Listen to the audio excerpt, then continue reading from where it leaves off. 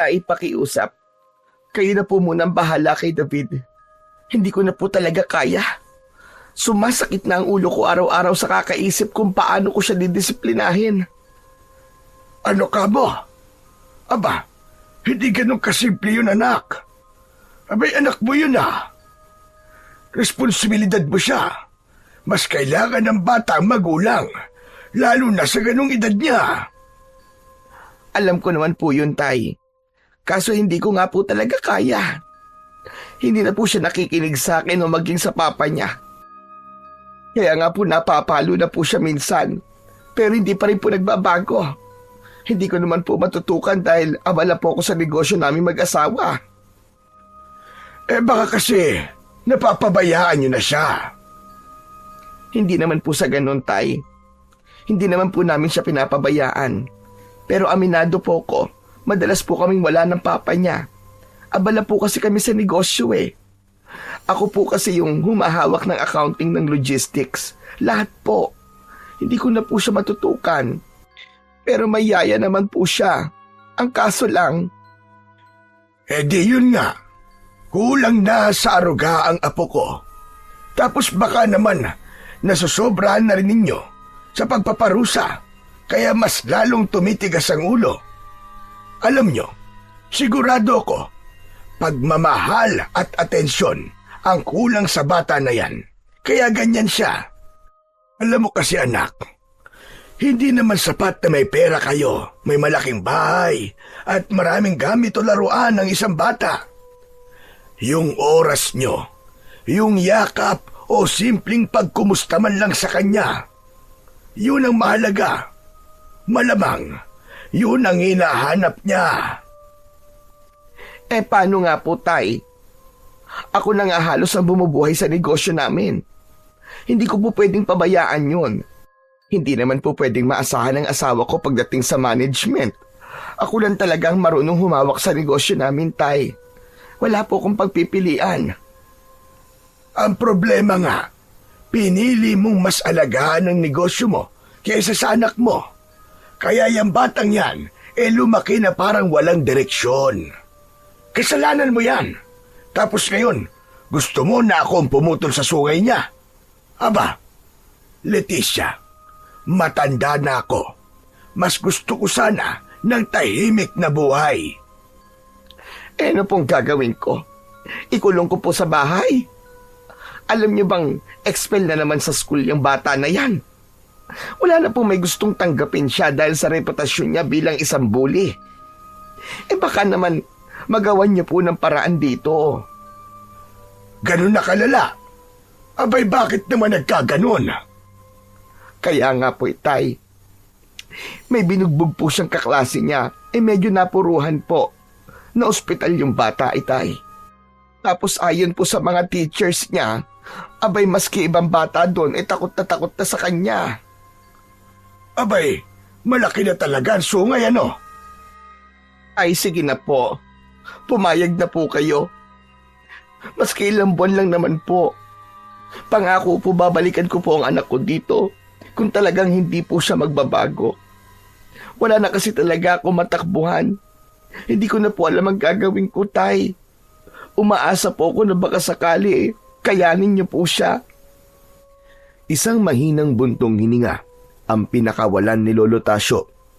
Tumingin kay David na noon ay nakaupo lang sa upuan, hawak ang cellphone at walang pakialam sa usapan nila ng kanyang anak. David, lumapit ka nga rito. Bakit? Totoo bang nambubugbog ka ng mga kaklase mo? Oo, kasi naman sila nauuna Gumaganti lang naman ako. Kailangan kong gawin yon kasi wala namang magtatanggol sa akin Palagi nila akong ginagalit, kaya nasasaktan ko sila. Kasalanan nila yun. Ang tatapang nila, hindi naman nila ako kaya. Ganun ba? Abay, malakas pala ang loob mo, bata ka. Paano yan? Dito ka na raw muna titira. Yang ganyang asta ay hindi pwede rito. Ito tatandaan mo. Ako ang batas dito. At kung hindi mo babaguhin yung ugali mong parang siga, abay mas siga ako sa'yo. Mas matigas ang ulo ko. Hindi mo ako kaya. Talaga? Sure po kayo dyan, Lolo? Ba't talaga palang balasubas ka? Tay, kayo na pong bahala sa kanya. Pero sana naman po maski papano, bigyan niyo ng tsansa si David. Malakas po ang paniniwala ko na dito po siya matututo sa inyo, na dito siya magbabago. Sige, dito muna siya. Pero tandaan mo, Leticia, kapag hindi siya natuto, hindi ako magdadalawang isip na palayasin yan. Opo. Salamat po, Itay. Salamat po. Sana lang po, kayanin yung pagpasensya ng bata. Hindi pasensya ang kailangan sa ganyang klase ng bata, kundi disiplina at respeto. Yan ang ipapakain ko sa kanya rito araw-araw. Paano po, Tay? Kayo na po ang bahala sa kanya. Andiyan na po ang lahat ng mga gamit niya, mga damit, laruan, gadgets at iba pa. Tsaka po pala, ito po ang pera, panggastos niyo po maglolo. Buwan-buwan po ako magpapadala ng allowance niya. Saka Tay, kung maaari po, ay ipaayos niyo ang isang kwarto. Bumili ka po ng bagong kama niya, bagong kurtina, ipapintura niyo po. Tapos, pakikabitan po ng aircon para naman maging komportable si David. Hindi ko kailangan yan, anak. Kaya kong pakainin ng anak mo. Ako ang bahala sa apo ko. Kung gusto mong bumait yung anak mo, kailangan matikman niya kung paano mamuhay ng simple at kung paano mabuhay ng walang nag-aasikaso sa kanya. Dito, matututo siya maghugas ng pinggan, magwalis ng bakuran, at kumain ng kung anong nakahain. Kasi Tay, baka naman mahirapan siya masyado. Hindi po kasi sanay si David sa ganon. Yan na nga ang problema eh. Kaya lumalaki ang ulo. Hindi marunong dumanas ng hirap. Hindi ko siya palalakihin dito na akala niya siya ang hari. Sige po, Tay. Kung yan po ang alam niyong makakapagpatino sa kanya. Basta kung may kailangan po kayo o kaya may maging problema sa kanya, tawagan niyo lang po ako. Sige anak. Babiyahe ka na ba? Pabalik ng Maynila? Opo. Kailangan ko na pong bumalik kagad kasi di ako pwedeng mawala ng matagal. Maski isang araw lang sa negosyo. O sige, ako na ang bahala sa anak mo. Paano anak? Aalis na si Mama ha. Huwag masyadong matigas ang ulo mo dito. Palagi ka sanang makikinig sa lolo mo. Talaga po bang iiwan niyo ako dito? Ayoko po dito, Mama. Wala pong internet. Hindi po ako makapag-games. Ano pong gagawin ko dito? Boring. Nagkatinginan ang mag-ama. Sumiryoso ang mukha ng matanda at saka napatingin kay David na parang binabasa na kagad kung anong ugali meron ang apo niya. Nagsasalita ito pero hindi nakatingin sa kanila. Tapos panay ang dut-dut nito sa kanyang cellphone. Madiin ang pagpindot niya sa screen. Halata sa kanyang muka ang pagkadismaya sa desisyon ng kanyang ina. O ano ngayon kung walang internet? Hindi mo naman yan ikakamatay ah. Oo nga, pero wala naman akong magawa dito. Ayoko dito, Mama. Hindi ka na pwedeng sumama sa akin, David. Dumito ka na muna sa lolo mo. Wala na tayong dapat na pag-usapan tungkol dito. Magpakabait ka dito, anak. Yun ang gusto ko. At kung mabait ka na, saka ka namin babalikan. Ano?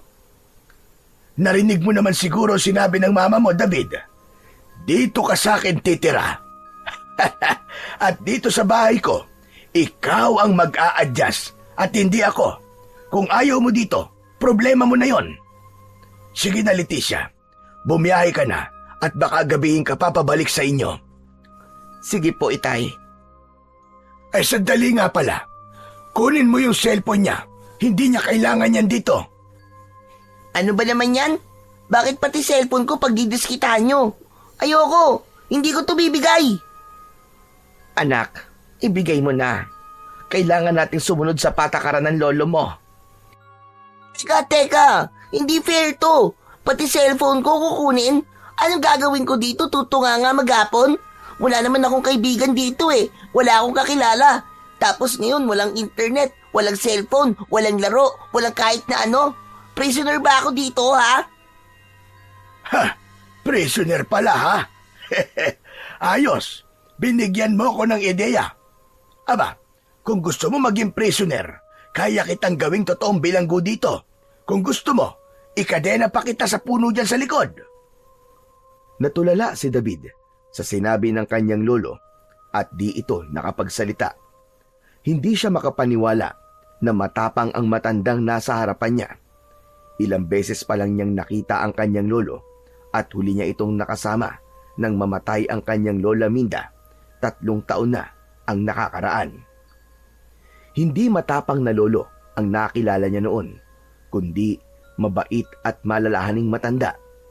Sunod din siya sa luho dito at kanyang naging tagapagtanggol kapag nagagalit sa kanya ang kanyang mama. Napayuko si David sa pagkakataong yun. Alam niyang maski magwala pa siya, wala nang mangyayari. Tingin niya sa lolo niya, hindi ito katulad ng kanyang mama na pwede niyang daanin sa paawa at paiyak-iyak. Hindi uubra ang arte niya rito. Dahan-dahang iniabot niya ang cellphone sa kanyang mama. Ngunit padabog. Hindi na siya umimik. Hindi na rin siya nag-aksaya ng laway para umangal pa. Galit siya, pero mas lamang ang kanyang lungkot dahil mismong sa oras na yon ay naiisip niyang ipinamimigay na siya ng kanyang mga magulang. Simula ngayon, iba na ang takbo ng buhay mo dito, bata. Wala kang ibang aasahan dito kundi ang sarili mo. Kung gusto mong maayos ang buhay mo dito, matuto kang sumunod. Pagkaraan niyang maiabot ang kanyang cellphone, ay nagpaalam na si Aling Leticia. Sumakay na ito ng kanyang sasakyan at habang papalayo ang umaandar na kotse nito, lihim na napaluha si David. Pero agad din niya itong pinunasan gamit ang manggas ng kanyang damit. Tila ayaw nitong ipakita sa kanyang lolo ang kanyang lungkot. Samantala, si Lolo Tasyo naman ay lumabas ng bahay at nagsindi ng kanyang sigarilyo sa harapan ng bakuran. Naiwan sa loob si David mag-isa sa isang bahay na amoy kahoy, amoy lupa at luma. Malayo sa amoy ng condo unit nila sa Maynila. Anak ng, anong klaseng buhay ba to? Pero kahit na anong reklamo niya, alam niya sa sarili niya na wala na siyang magagawa pa. Pagdating ng hapunan, isang simpleng pagkain lang ang inihain ni Lolo Tasyo. Pritong galunggong at kamatis. Tahimik na kumain ang matanda. Hindi niya pinansin ang kanyang apo na halos ayaw galawin ang pagkain. Nang matapos na itong kumain, tumayo na ito sa kanyang upuan at diretso labas ng bahay para muling manigarilyo. Pero bago niya iwan ang apo sa harap ng hapagkainan, nagbilin ito na kapag natapos na ang bata sa pagkain, ay kailangan itong magligpit ng kanilang pinagkainan at hugasan ito sa lababo. Naiwang nakasimangot ang bata. Hindi siya sanay sa simpleng buhay. Sanay siya sa spaghetti, sa hamburger at fried chicken. Nakatulala lang siya sa pagkain, nababagot, naiinis at nalulungkot. Lumipas ang halos 1 oras. Napilitan ang bata na tumayo at iniligpit niya ang pinagkainan ng kanyang lolo. Tinakman niya ang ulam na di naman niya kinain. Pagkatapos ay pumunta na siya sa kanyang kwarto. Isang maliit na kwarto yun, nakatabi lang halos ng silid ng kanyang lolo. Lumangit-ngit ang pinto nito ng kanyang buksan. Maliit lang ito. May lumang kutsyon na nabalutan ng isang kupas at luma ng bedsheet. May isang electric fan, pero ng kanyang sindihan ay malakas ang ugong na parang may umaandar na traktora. Nakaramdam siya ng init, kaya binuksan niya ang nag-iisang bintana sa silid na yon. Wala itong kurtina. Naramdaman niya ang malamig at preskong hangin mula sa labas. Humiga siya sa kama. Medyo matigas, hindi tulad ng kutsyon niya sa bahay nila na malambot at makapal. Sinubukan niyang pumikit. Binalot niya ng kumot ang kanyang buong katawan kahit mainit. Gusto niyang umiyak pero pinigilan niya ang kanyang sarili. Ayaw niyang marinig ng kanyang lolo dahil baka pagtawanan lamang siya nito. Biglang uminit ang pakiramdam ni David, kaya napilitan siyang alisin na ang kumot. Napatingin siya sa may bintana dahil naramdaman niyang may presensyang nanggagaling doon. Muntik na siyang mapasigaw sa gulat nang makita niya ang kanyang lolo Tasyo na nakadungaw at nakatitig ng matalim sa kanya. Bakit po? Dapat nakasara lahat ng pinto at bintana bago ka matulog para maiwasan ang hindi inaasahang pangyayari. May mga gumagala dito sa baryo tuwing gabi. Gumagala? Ano po yun? May mga nilalang na gumagala dito tuwing gabi. Kung hindi mo ito isasara, baka mamaya hindi na ako nakadungaw dito, kundi isang aswang. Ano po? Aswang? May aswang po dito sa inyo? Meron. Kaya kung ayaw mo makaranas ng hindi maganda dito, siguraduhin mong nakasarado ang mga bintana mo at pinto. Umalis na sa harap ng bintana ang kanyang lolo. Agad siyang bumangon at isinarado ang bintana.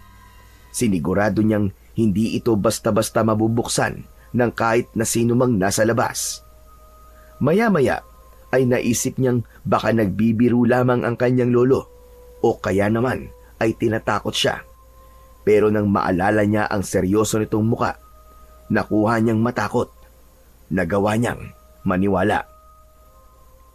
Bumalik sa higaan niya ang bata at sa oras na naipikit niya ang kanyang mga mata, hindi niya maiwasang isipin ang baryong kinalalagyan niya. At sa lugar na yon, ayon sa kanyang pagkakaalala, ay liblib, malayo sa syudad. Napapalibutan ito ng mga matataas na bundok na tila ba nagsisilbing pader sa buong baryo. May malawak ding gubat sa lugar na yon. Simple ang pamumuhay ng mga tao sa baryo. Karamihan sa kanila, ang ikinabubuhay ay pagsasaka, pangingisda sa ilog o nag-aalaga ng mga hayop tulad ng kambing, baka, kalabaw at mga manok. Walang malaking gusali, walang mall, walang arcades at sinihan, wala ring mga magagarang mga restoran. Naging mabagal ang oras ng gabing yun. Kaya naman, pakiramdam ni David ay magiging mabagal din ang oras para sa kanya habang naroon siya sa baryo. Nung biyahe nila ay nakita niyang walang halos nagbago sa baryo sa loob ng 3 taon. Ang mga bagay na nakatayo ay gawa pa rin sa mga kahoy at yerong mga kalawangin. Tulad sa bahay ng kanyang lolo, napabuntong hininga siya. Hindi niya lubos maisip ang dahilan kung bakit sa dami ng pera nilang mag-anak ay di man lang mapaayos ng matanda ang bahay nito.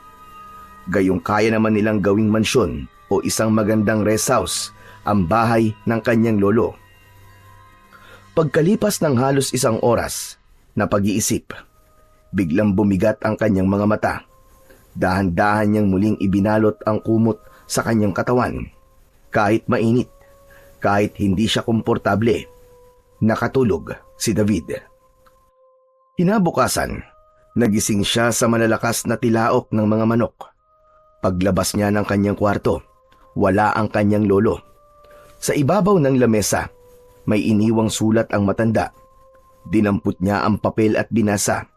Nalaman niya na nagpunta ng palengke ang kanyang lolo Tasyo. Napabuntong hininga siya. Napatingin sa lamesa at nakita niya ang 2 nilagang itlog. Maayos na nakalagay sa isang mangkok at katabi nito ang natakpang galunggong na hindi niya kinain kagabi. Napangiwi siya sa pagkain. Anak ng... Ito na naman? Wala na ba talagang iba? Grabe naman ng parusang to, Mama. Gusto ko nang umuwi. Panay ang reklamo niya, pero naramdaman niya ang labis na panginginig ng kanyang kalamnan at ang kanyang tiyan ay panay na rin ang tunog. Wala na siyang pagpipilian. Hilo na siya at pakiramdam niya ay mawawalan na siya ng malay kung hindi siya kakain. Napilitan siyang umupo at harapin ang kanyang almusal. Dahan-dahan, kahit nakasimangot, kinain niya ang itlog at tinikman ang malamig na galunggong. Pagkatapos kumain, nagligpit siya ng pinagkainan, gaya ng bilin ng kanyang lolo. Hindi niya alam kung ano pa ang gagawin. Kaya matapos hugasan ang mga plato, nagpasya siyang lumabas muna ng bahay at mamasyal. Naglakad-lakad siya sa bakuran. Nang mainip ay lumabas siya sa kalsada at di sa kalayuan ay nakita niya ang grupo ng mga batang naglalaro ng holen. Dahan-dahang lumapit sa kanila si David. Pinanood niya ang mga batang naglalaro. Naaliw siya kahit papano. Isang holen ang gumulong palapit sa kanya. Kaya naman, pinulot niya yon. Nilapitan siya ng isang matabang bata. Malaki ito kumpara sa kanya at sa ibang bata na naroroon. Marami itong hawak na holen sa kanyang mga kamay at puno na rin ang kanyang bulsa. Hoy! Sino ka ha? Hindi ka taga rito ah! Baka mamaya magdanakaw ka ha? Nang marinig yon, gumulo kagad ang dugo ni David. Hindi siya sanay na inaasar ng hindi niya kakilala. Hoy, hindi ako magdanakaw, no? Huwag mo akong pinagbibintangan, ha? Eh bakit nasa iyo ang holen ko? Balak mo yan nakawin oh. Akin na nga mga yan. O di sa'yo na. Gumulong lang naman yan sa paa ko eh. Pinulot ko lang, no? Huwag ka nang palusot. Kunwari ka pa eh. Nagagalit ka pa. Ano? Lalaban ka ba? Hindi mo ba alam na ako ang siga dito? Gusto mo suntukan tayong dalawa? Bago pa siya makasagot, itinulak siya ng bata sa balikat. Nawalan siya ng balanse at muntik na siyang matumba sa lupa. Lahat ng batang nakapaligid ay nagtawanan. Lalong nag-init ang kanyang ulo. Hindi niya na napigilan pa ang sarili. Sinugod niya ang matabang bata. Isang malakas na suntok ang pinakawalan niya at tumama ito sa muka ng bata. Dahilan para mapaatras ito. Muli siyang sinugod ni David at lahat ng mga hinanakit niya at sama ng loob ay pinakawalan niya sa pagkakataong yon. Nataranta ang mga bata nang makitang nagugulpi na ang kanilang kalaro. Agad silang nagtawag ng kanilang mga kakampi. Dumating naman ang 2 binatilyo na di hamak na mas malaki pa sa batang kalaban niya. Nang makita ito ni David, medyo kinabahan siya. Naisip niya na di niya kakayanin ang mga ito. Napaatras siya at humanap ng pwedeng takbuhan. Ngunit bago pa siya makatakbo, nahawakan na agad siya ng binatilyo sa kanyang damit. Sinubukan ni David na manlaban, pero malaki talaga ang 2 bata. Agad siyang nakatanggap ng sipa at malalakas na suntok mula sa mga ito. Pero bago pa siya tuluyang mabugbog, ay may narinig siyang boses. Bitiwan niyo siya! Apo yan ni Lolo Tasyo! Lagot kayo!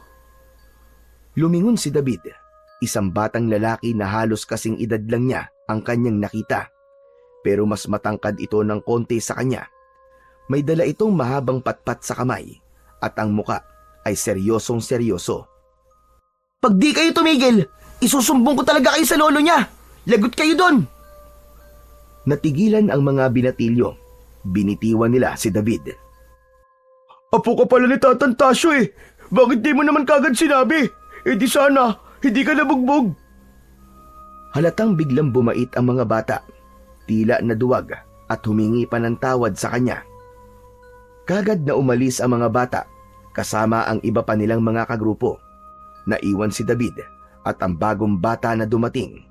Nagkatinginan silang dalawa. Salamat, ha?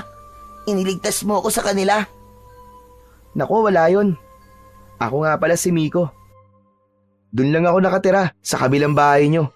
Kaya alam kong apo ka ni Lolo Tasyo. Ako naman si David. Nagkamay silang dalawa at sa pagkakataong yon, nakaramdam ng saya si David. Dahil sa wakas ay may nakilala na siyang posibleng maging kakampi niya at maging kaibigan.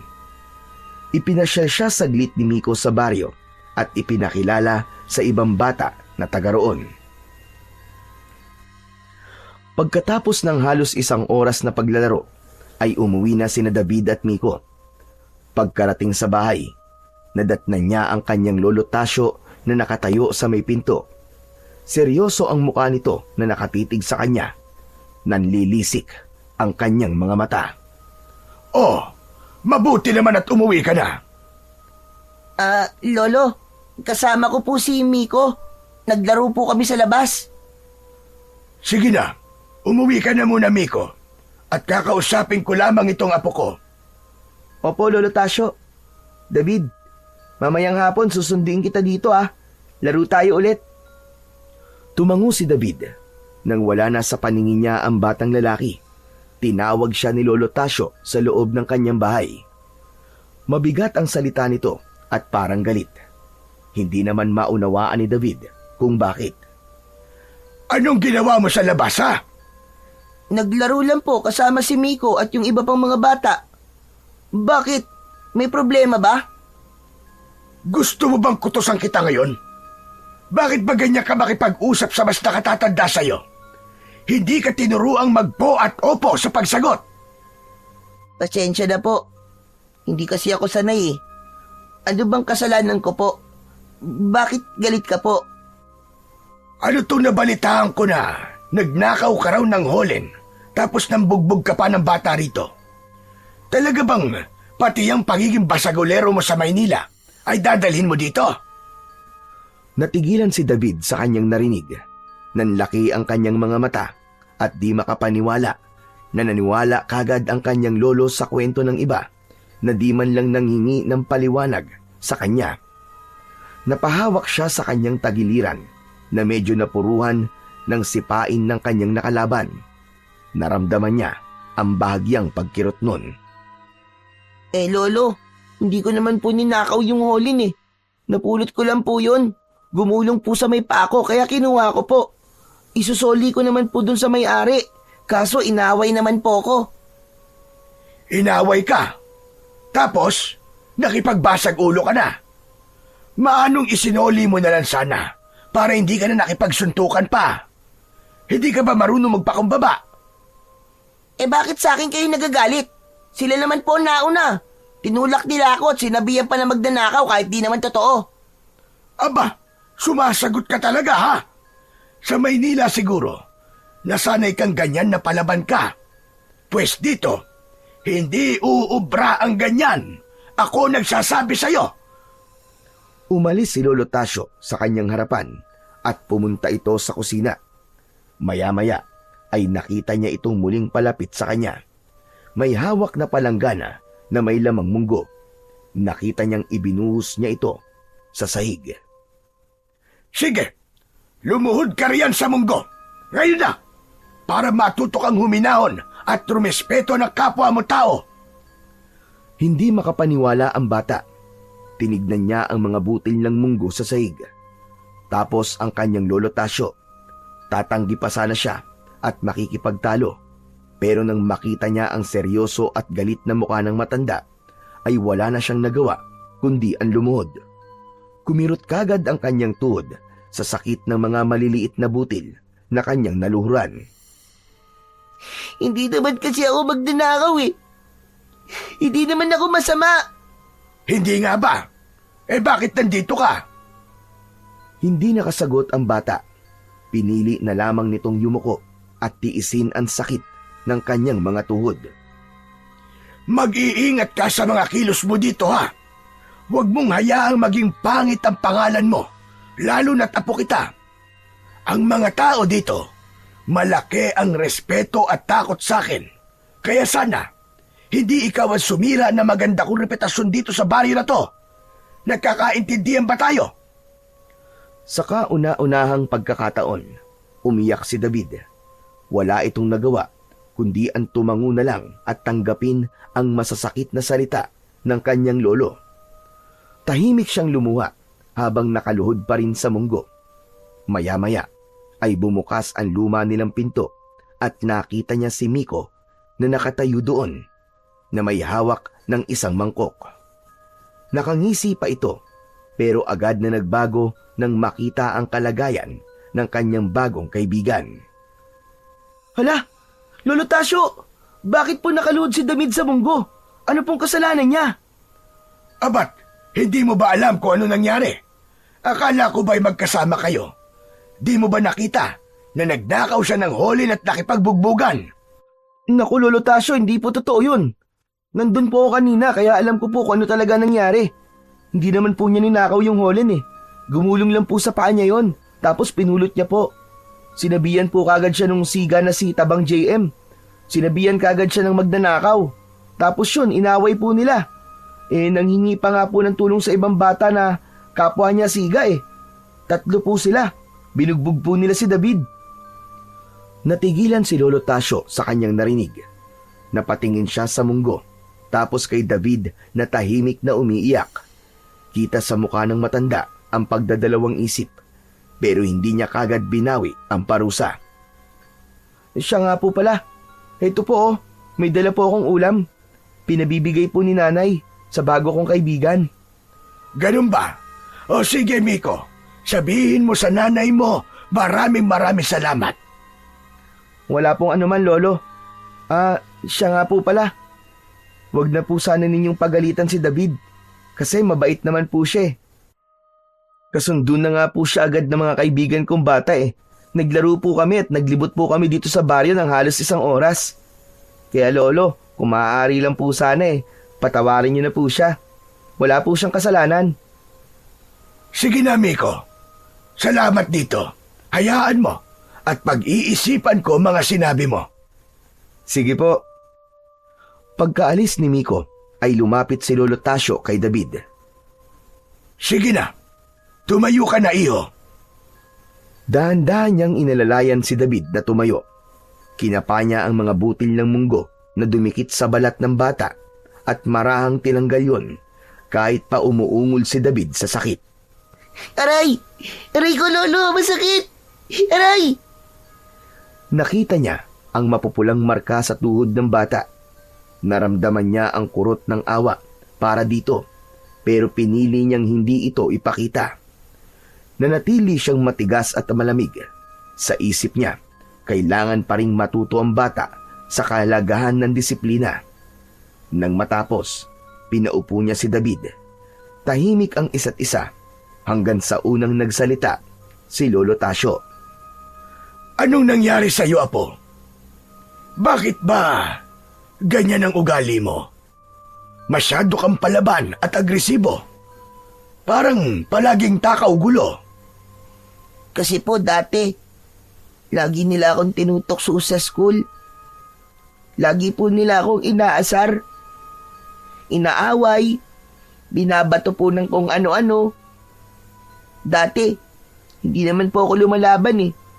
Umiiyak lang po ako sa isang tabi. Kaso, namiyahasa po sila. Halos araw-araw, Lolo. Ako yung pinagtitripan nila at sinasaktan. Minsan pa nga po, binato nila ako ng basag na bote. Ito po, oh. Dahan-dahang tinupi ni David ang manggas ng kanyang damit. Saka ipinakita ang pilat sa kanyang braso. Ito po, nasugatan po ako dahil doon. Nagsumbong naman po ako kila mama eh. Pero ako pa po ang pinagalitan nila. Ang sabi lang nila, umiwas na lang daw ako sa mga bully. Parang hindi po sila naniniwala sa akin. Kahit nga po mga teachers ko eh.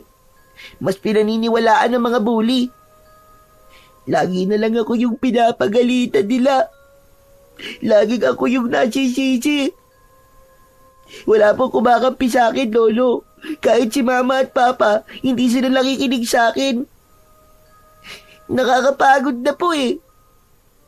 Huminto sandali si David. Pinipigilan ang muling pag-iyak. Pinipigilan na rin ng matanda ang kanyang emosyon ng oras na yon. Mabigat ang kanyang dibdib sa bawat salitang narinig sa kanyang apo. Kaya po natuto akong lumaban, Lolo. Kasi kung hindi, baka mas lalo lang nila akong apihin.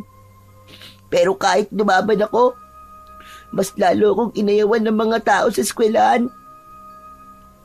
Para bang wala na akong lugar kahit saan, Lolo. Walang may gusto sa akin. Kahit sa bahay namin. Natahimik si Lolo Tasyo. Naalala niya ang kanyang sarili nung bata pa siya, kung paano rin siya minsang naging katulad ni David. Ipinaglaban ang sarili sa mundo na walang nakikinig. Hindi ko alam na ganyan ang pinagdaraanan mo, Apo. Pero mali pa rin na sinilusyonan mo ito sa pamamagitan ng pakikipag-away. Ito ang tatandaan mo, Apo. Hindi lahat ng problema ay kailangan daanin sa galit at sa pakikipagbasag ulo. Ano po ang gagawin ko? Dapat ba hinayaan ko na lang po sila na saktan ako? Na sana hindi na lang ako nagsalita kasi wala namang nakikinig sa akin at ako palagi ang mali, ganun po ba? Hindi mo naman kasi kailangan ng makikinig sa'yo. Ang importante, alam mo sa sarili mo kung sino ka at ano ka. Hindi mo talaga maiiwasan na minsan may mga taong hindi maniniwala sa'yo at gagawang ka ng masama. Kasi may mga tao talaga na mahilig mainggit sa kapwa nila. Pero kaya mong patunayan sa kilos mo kung sino kan talaga. Hindi sa paraan ng pakikipag-away, kundi sa tibay ng loob mo at sa kabutihan ng iyong puso. Napatingin si David sa kanyang lolo. Hindi man niya lubos maintindihan lahat ng sinabi nito, pero ramdam niya ang sinseridad nito. Sa unang pagkakataon, parang nagkaroon siya ng karamay. May isang tao na nakinig sa kanya at pinayuhan siya tungkol sa buhay. Mula sa araw na ito, Apo, hindi mo na kailangan lumaban na mag-isa. Apo kita, ako ang kakampi mo sa lahat ng pagkakataon. Pero kailangan mong matuto kung paano lumaban sa tamang paraan. Hindi na mapigilan ng bata ang muling mapaiyak. Mabilis niyang pinahid ang mga ito sa damit. Pero nakita ulit yon ni Lolo Tasyo. Hindi na siya sinermonan pa. Sa halip, hinawakan niya ng bahagya ang ulo ng bata at ginulo ang kanyang buhok bilang tanda ng kanyang pagmamalasakit at pagmamahal sa kanyang apo. Pagdating ng gabi, bago matulog si David, matagal siyang nakatingin sa yero. Napangiti ang bata dahil sa wakas may isang taong handa na ring makinig at umintindi sa kanya. Nakatulog siya ng mahimbing. Maaga pa lamang ay naroon na si Miko sa bahay ni na Lolo Tasyo. Bitbit niya ang isang tirador na yari sa kahoy at goma. Tara na, David. Manghuhuli tayo ng ibon. Nako, hindi ako marunong yan, Miko eh. Ang dali-dali lang nito, no? Turuan kita. Ganito, oh. Lalagyan mo lang ng bato, tapos hihilain mo tong goma na to. Tapos, bibitiwan mo. O di ba? Ang dali lang. Ikaw naman, subukan mo. Inabot ni Miko ang tirador kay David. Kinuha naman ito ni David at sinubukang gayahin ang ginawa ng kanyang bagong kaibigan. Yan, sige, ganyan nga. Ipitin mo yung bato sa goma, tapos hilahin mo palapit sa'yo. Medyo lakas-lakasan mo lang ng konti. Sumunod si David, pero nang hilahin niya ang goma, muntik nang tumalsik ang bato sa paa niya. Dahan-dahan lang, huwag ka magmamadali. Nako, Miko, ang hirap pala. Akala ko madali lang. Okay lang yan. Ako nga dati, 1 linggo kong puro mintis eh. Ganyan talaga kapag nagsisimula ka pa lang. Medyo mahirap, pero matututunan mo rin. Talaga? Oo naman. Halika, tulungan na nga kita. Ayusin mo ang paghawak. Dapat steady lang. Yan, ganyan. Tapos, paghila mo, itutok mo yung bato sa gusto mong patamaan. Tapos, saka mo bitiwan yung goma. Hindi yung buong tirador, ha? Matyagang tinuruan ng bata si David ng tamang paraan. Sinubukan uli niya at ngayon ay mas maayos na. Umangat ang bato pero hindi pa rin tumama sa target. Yun lang. Hindi pa rin tumatama. Huwag ka mag-alala. Magagawa mo yan. Practice lang ang kailangan mo. Ano, tara na. Doon na tayo sa may kakahuyan. Natuwa si David. Kaagad niyang inayos ang kanyang sarili at sumama kay Miko. Wala ang lolo niya ng mga oras na yon. Madaling araw pa lang ay umalis na ito papunta sa bukid para bantayan ang pag-aani ng kanyang palayan. Bitbit ang terador. Naglakad-lakad ang dalawang bata sa may bukana ng gubat.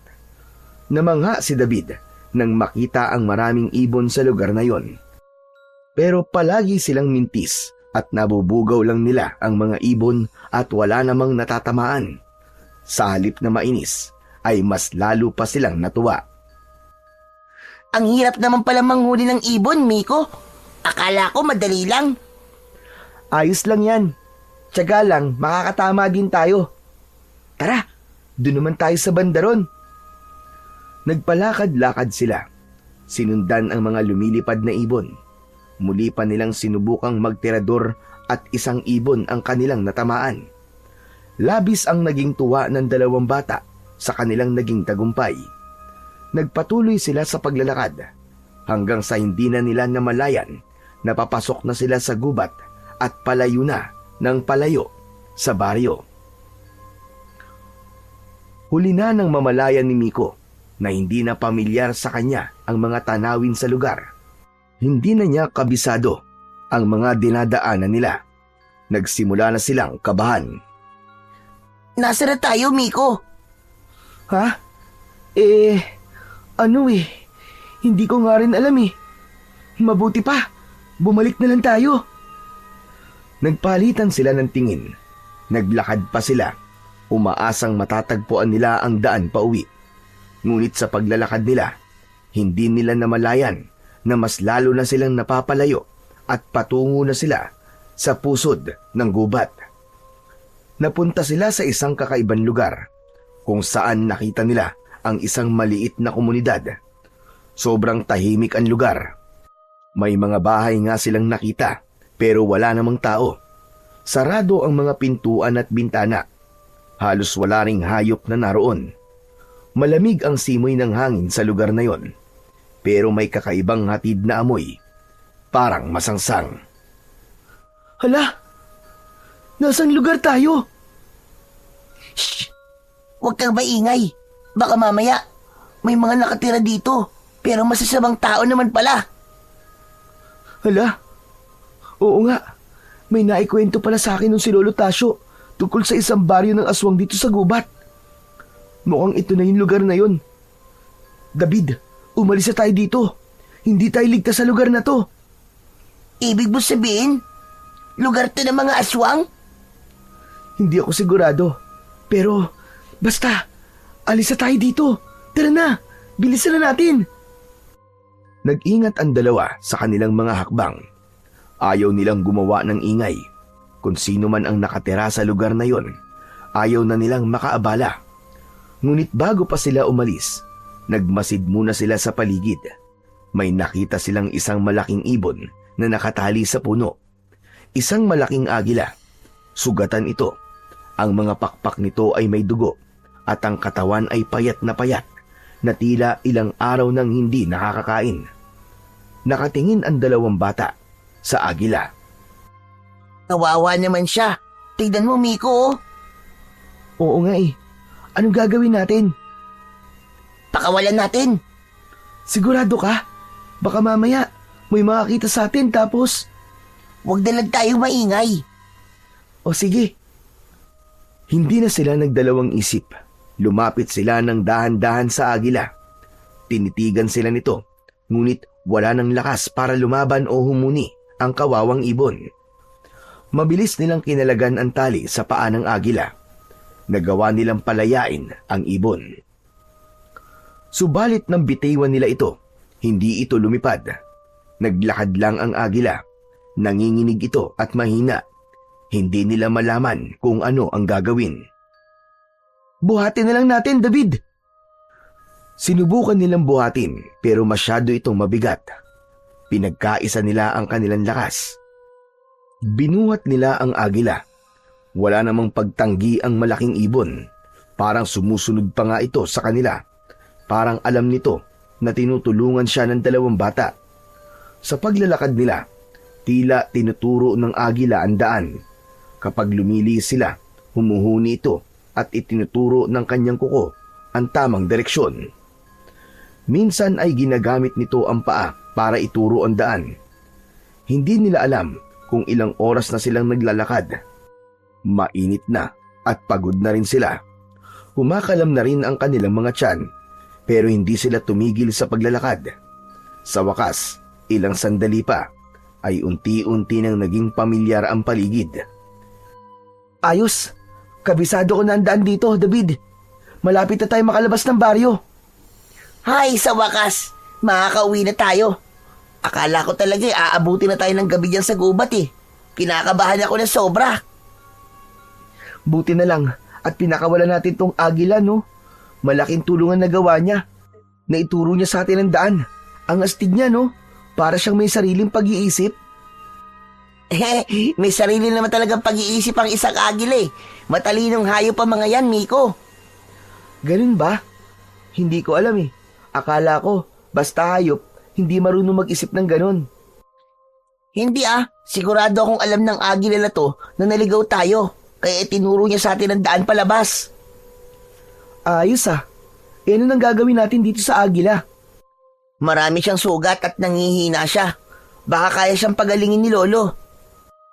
Ay, oo nga pala. Kayang-kaya siyang pagalingin ng lolo mo. Kasi dati, isang mahusay na antingero at albularyo si Lolo Tasyo. Marami siyang napapagaling ng mga may sakit. Kaya sigurado ko na mapapagaling niya ang agilang to. Kung ganon, ay dadali natin siya kay Lolo para gumaling na kagad ang sugat niya. Para makalipad na ulit siya. Gusto kong makita siya kung paano lumipad. Ako rin. Sa laki nito, tignan mo. Baka pwede niya tayong isakay. Loko, kawawa naman. Ang bigat-bigat natin eh. Kung bubuhatin niya tayo pa itaas. Oo nga no. Di kaibiganin na lang natin. Alam mo, magiging sikat tayo sa buong baryo kapag naging kaibigan natin tong agila na to. Maraming maiinggit sa atin. Wag. Kapag magaling na siya, hayaan na lang natin siyang makalipad ulit. Ayoko siyang gawing alaga, itali o ikulong. Mahirap yun eh. Masakit sa pakiramdam. Ganun ba? Di sige. Ayos lang. Sa bagay, masaya naman ako. Maski tayong dalawa lang ang magkaibigan eh. Oo naman. Salamat, Miko Salamat sa pagiging isang mabuting kaibigan. Walang anuman, David. Teka, saan nga ba ang daan pa uwi? Ano? Akala ko ba'y kabisado mo ng lugar na to? Ikaw talaga Joke lang. Ikaw naman, hindi ka na mabiro. Diyan sa kaliwa. Sure ako. Ayun Tanaw na dito yung bungad ng gubat. Saka yung kalsada natin. Tara na. Hay, salamat. Makakauwi na tayo. Nang makalabas na sila, napansin nila ang pagbabago sa agila. Parang lumakas ito ng konti. Ibinuka nito ang pakpak at kahit halatang hirap, unti-unti itong pumapagaspas. Tumigil sa malawak na damuhan. Binitiwan na rin nila ang agila. Ilang segundo itong nakatayo, pagkatapos ay sumubok na lumipad. Mabagal, pero matagumpay itong nakalipad ng mababa, hanggang sa tuluyang naglaw sa kanilang paningin. Nagpalakpakan ng dalawa sa tuwa. Ang galing! Nakalipad na rin siya sa wakas! Oo nga, kaya lang, uwian na talaga. Baka pagalitan na tayo kung saan na tayo nasuot. Pareho silang pawisan at pagod, pero hindi nila alintana yon. Napalitan ang lahat ng yon ng saya. Habang papalabas sa gubat, dama nila ang kakaibang ligaya sa puso nila. Pagdating nila sa bahay, nakita nila kagad si Lolo Tasyo na nakatayo sa harap ng pinto nito at panay ang hit-hit ng sigarilyo. Makikita ang pag-aalala sa mga mata niya. Napangiti na lang ito nang makita ang pag-uwi ng apo. Pero sandali lang yon, dahil ang ngiti niya ay napalitan ng seryosong muka. Saan kayo nang galing? At ang dudungis niyong dalawa? Lolo, naglaro lang po kami ni Miko. Abay, kanina ka pa hinahanap ng mga magulang mo, Miko. Saan ba kayo nagsuot? Wala kayo dito sa baryo. Lolo, ang totoo po niyan naligaw po kami sa gubat habang naninirador po kami ng ibon. Ano ka mo? Nagpunta kayo sa gubat? Abay, hindi nyo ba alam kung gaano kadelikado roon? Mabuti na lamang at walang masamang nangyari sa inyo roon. Sorry po, Lolo Tasyo. Hindi po namin sinasadya. Hindi po namin namalayan na nakalayo na po pala kami. Tapos, yun nga po, bigla po kami naligaw. Natagalan po kami bago makalabas sa gubat. Opo, Lolo. Sorry po talaga. Hindi na po mauulit. Hindi biro yung ginawa nyo na pagpunta sa gubat. Maraming mababangis na hayop doon. Paano kung nasaktan kayo? O kaya hindi na nakabalik?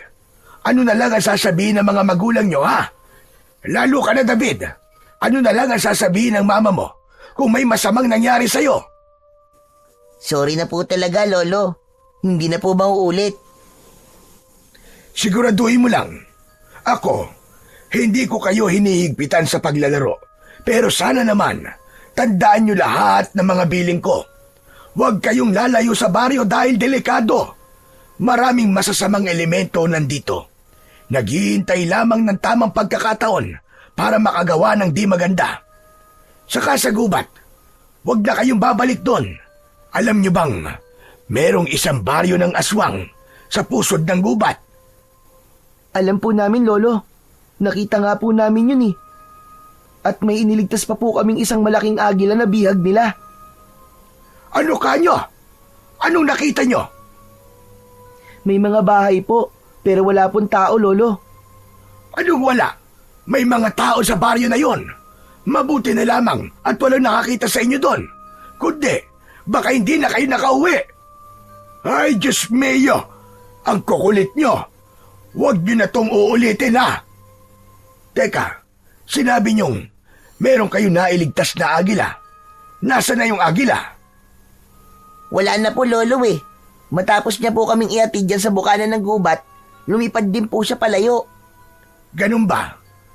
O siya, pumasok ka na sa loob ng bahay, David. At ikaw naman, Miko, umuwi ka na muna sa inyo at tiyak nag-aalala na ang mga magulang mo. Ay nako, pambihirang mga bata kayo, oo. Sige po, Lolo. Pasensya na po uli. O ikaw, kumain ka na doon sa loob. Nagluto ko ng tinolang manok. Wow! Sa wakas, karne na ang ulam namin. Pagpasok ni David sa loob ng bahay, ay kagad niyang naamoy ang masarap na amoy ng nilutong ulam ng kanyang lolo Tasyo. Agad na kumalam ang kanyang tiyan. Mabilis siyang nagsandok ng kanyang ulam at kanin at nagsimula ng kumain. Panay ang higop niya ng masarap na sabaw. Samantala, pagsapit ng gabi, maagang nakatulog si David. Marahil dahil na rin sa pagod sa halos maghapon na paglalaro kasama si Miko. Ang paligid ay tahimik. Tanging huni lang ng kuliglig at huni ng mga panggabing ibon ang maririnig sa labas. Mahimbing na rin maski ang tulog ng matanda.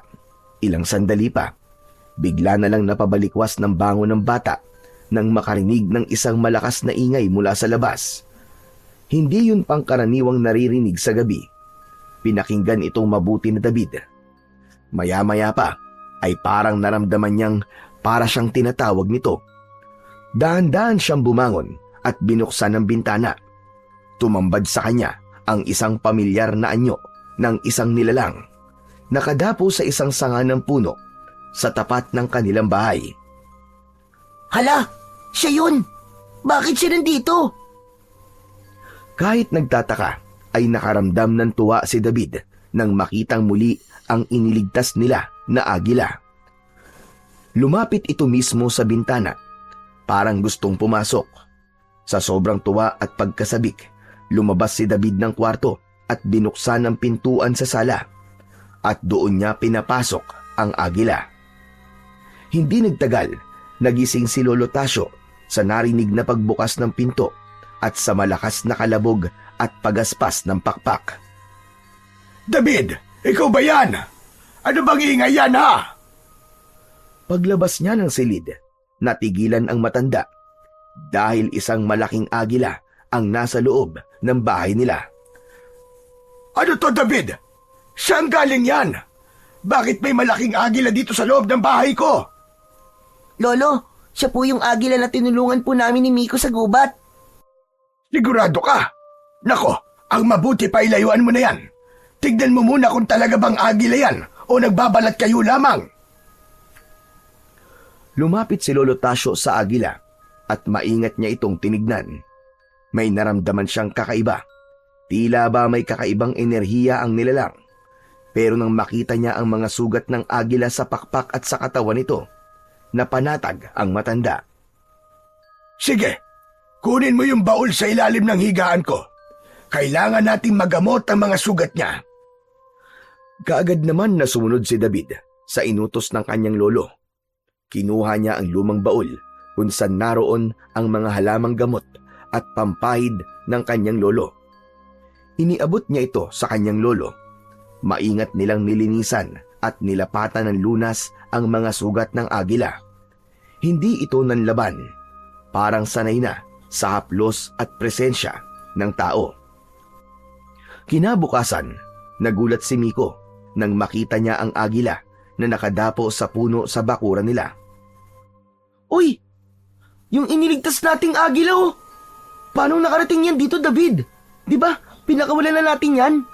Oo nga eh. Basta na lang siya dumating kagabi. Ang galing no? Bumalik talaga siya. Oo nga eh. Ngayon, alaga na namin siya ni Lolo. Ano kaya magandang ipangalan sa kanya? Ha? Bakit naman bibigyan mo pa ng pangalan? Ano yan, aso? Bakit naman hindi? Saka hindi lang naman aso ang alagang binibigyan ng pangalan ah. Ano kaya kung Aruyo? Aruyo? Mas maganda kung bagwis, para mas astig. Nako, marami ng alaga ang tinatawag na bagwis eh. Ayoko nun. Aruyo na lang. Sige, ikaw ang bahala. Pwede na rin, kakaiba ang pangalan niya. Mula ng araw na yon, naging kasama na nila si Aruyo sa araw-araw. Maski hindi ito nakatali sa puno, ay hindi ito umaalis. Minsan ay lumilipad ito sa kalangitan at naghahanap ng kanyang makakain, pero bumabalik din kagad ang agila. Naging mabuting kaibigan talaga si Aruyo. Lalo din itong napalapit kay David. Madalas silang maglaro sa bakuran at para itong aso na palaging nakasunod kahit saan man siya magpunta. Hindi nagtagal ay gumaling ng tuluyan ang agila. Bumalik ang lakas at sigla nito. Ang kanyang mga mata ay naging mas malinaw.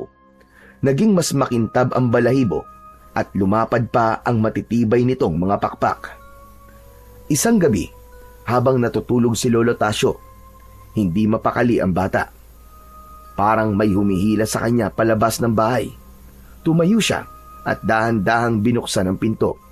At sa may lilim ng punong mangga, nakita niya si Aruyo, nakadapo. Tahimik, pero may kakaibang liwanag sa katawan. Nagulat si David. Ang katawan ni Aruyo ay tila may sinag na ginto. Nagniningning ito sa dilim na parang bituin. Hindi niya maipaliwanag ang kanyang nararamdaman. Lumapit siya at paglapit niya, tumingin ng diretso ang ibon sa kanya, mata sa mata. At doon, parang may tinig na pumasok sa kanyang isipan. Hindi ito nagsalita gamit ang bibig, pero malinaw sa kanyang isip ang mensahe. Nagpapasalamat ang ibon sa kanya.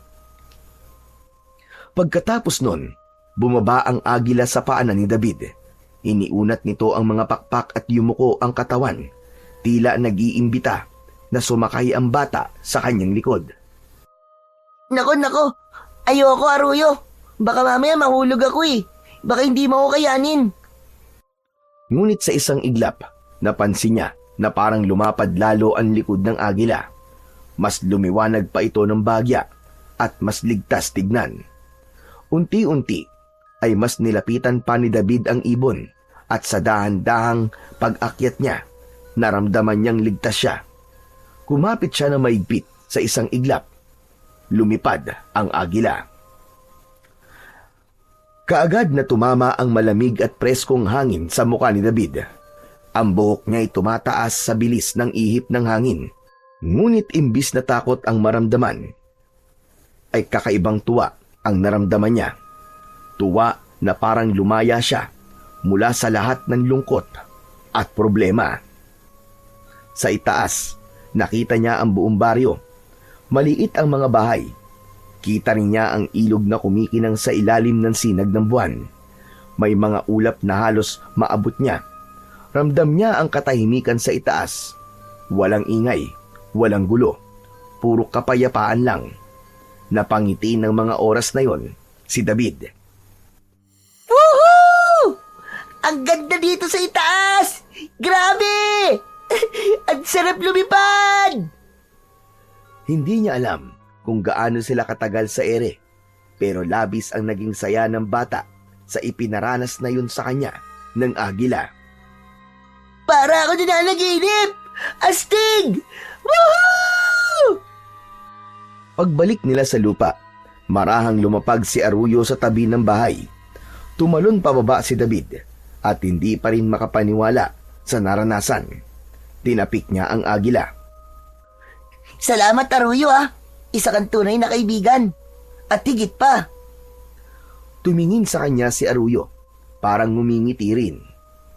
At mula noon, gabi-gabi, bago matulog, hindi na niya nakakalimutang silipin ang labas. Baka sakaling muli siyang isama ng mahiwagang agila sa paglipad.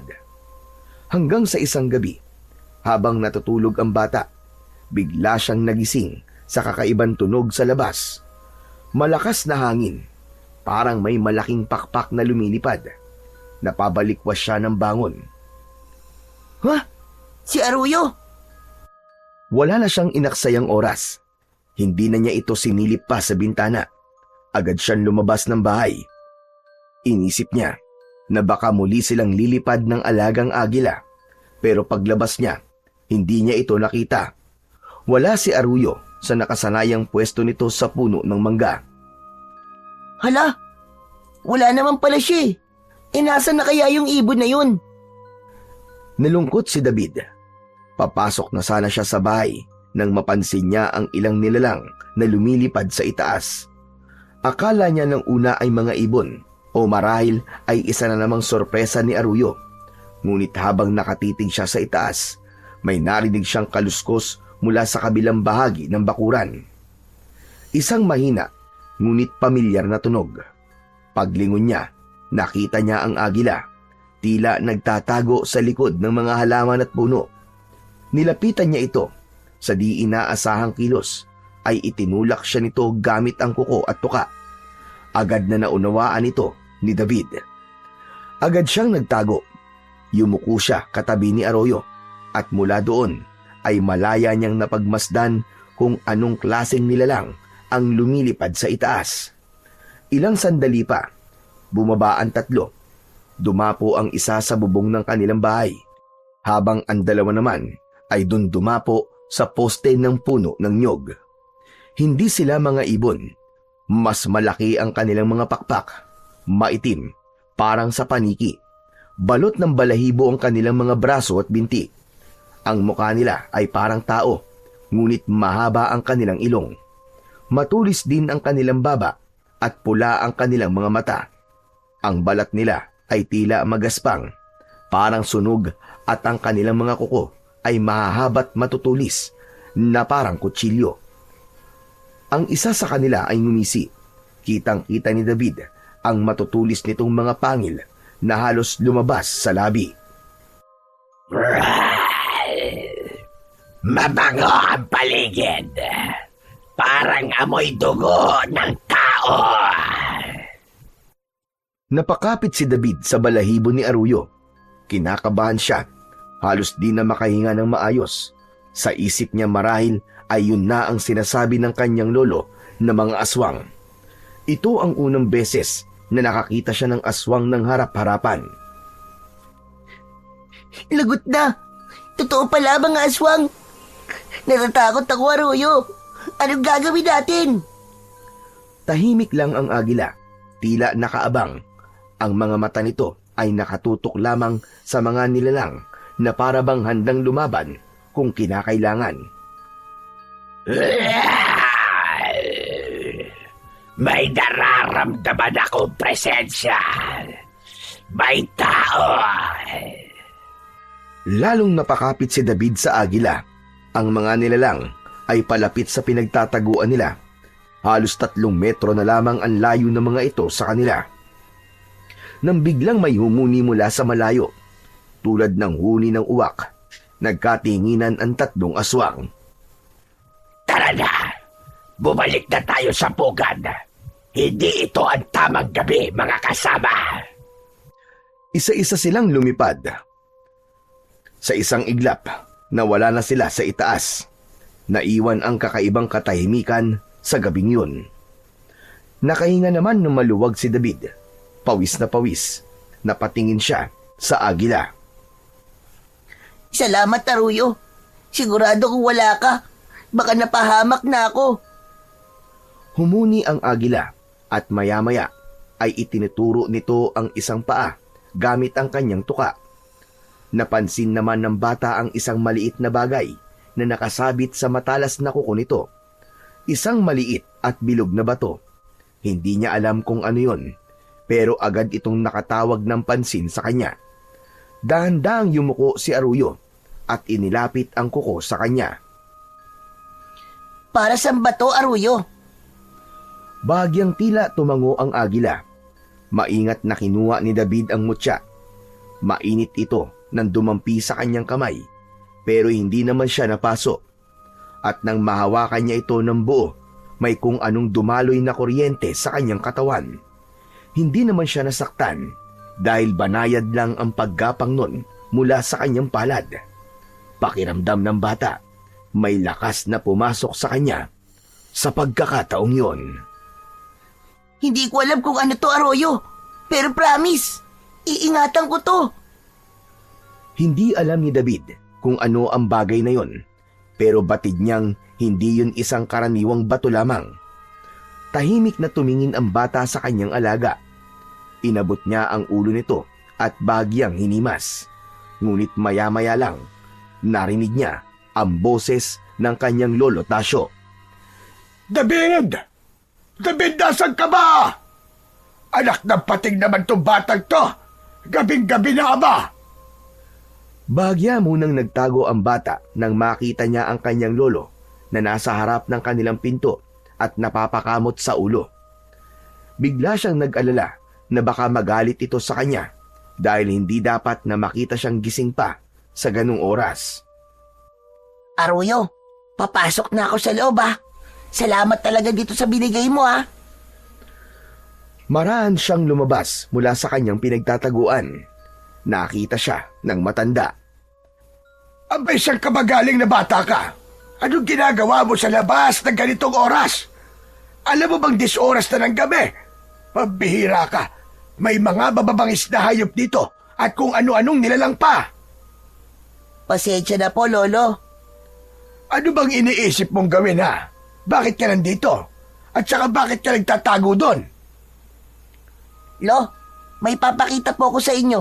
Pero wag po kayo magagalit, ha? Lalo mo naman akong pinapakabe. Ano ba yan? Ito po, oh, galing po kay Aruyo. Hindi ko po alam kung ano to, pero galing po ito sa kuko niya. Tapos, may konting init at banayad po na kuryente ng hawakan ko po.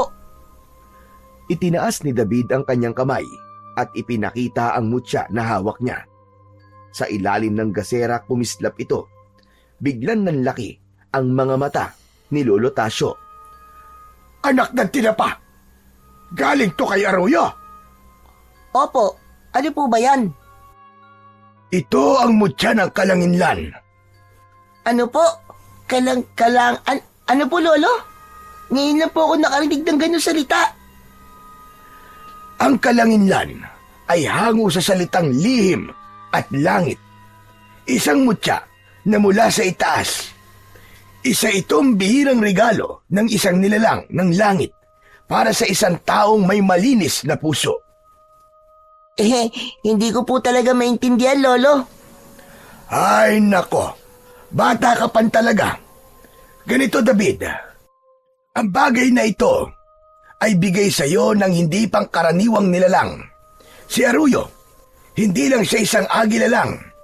Isa siyang espesyal na hayop na nangangalaga ng kalanginlan. Ayon sa kwento ng lolo ko, bihira lang ang magkaroon ng ganitong mutya, apo. May taglay itong kapangyarihan na kayang magbigay ng lakas, proteksyon at minsan, kung siniswerte, kahit kakaibang abilidad. Talaga po? May kapangyarihan po ang bagay na to? Oo, hindi basta-basta bato lang ito. Sabi sa mga matatandang alamat, kapag ang isang agila ay nagtiwala at nagbigay sa iyo ng bahagi ng kanyang sarili, tulad ng mutyang ito, ibig sabihin ay nakita kanyang karapat-dapat. Isa kang tagapagmana ng liwanag. Ano po? Tagapagmana ng liwanag? Tagapagmana ng kapangyarihan para maging tagapagtanggol. May dahilan kung bakit ibinigay sa iyo ito. Ibig sabihin, Lolo, parang magiging superhero ko? Ganun po ba? Tama ka. Parang ganun na nga iyo. David, pag-ingatan mo ang mutya na ito. Hindi pa natin alam kung anong dahilan kung bakit ito ibinigay sa iyo ni Arroyo. Bihira at hindi lahat ay nabibigyan ng ganitong tiwala ng isang nilalang na gaya ng agilang alaga mo na si Arroyo. Lolo, may sasabihin pa po ko. Hindi po kaya ibinigay po sa akin ng mutya ay para kalabanin ko po ang mga aswang? Sagdali lang. Bakit mo naman nasabi yan? Kasi sasabihin ko na po sa inyong totoo. Kaya po ako nagtago doon.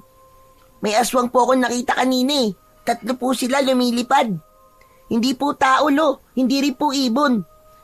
Parang tao po na may pakpak na parang paniki. Ang lalaki po ng mga mata, Maitim po ang balat at may mahahabang mga kuko. Nakakatakot po talaga sila. Mabuti na nga alam po, tinago po ako ni Arroyo eh. Ano ka mo? Mga aswang? Kaya pala may nararamdaman akong kakaiba kanina. Talagang namiminsala na naman pala ang mga nilalang na yon. Mabuti na lang at nakapagtago ka. Baka kung nakita ka na mga yon, baka kinain ka na ng buhay. Ang mga aswang na yon ay walang awa. Malulupit sila at walang patawad. Talaga po? Naku, nakakatakot naman. Tama ka.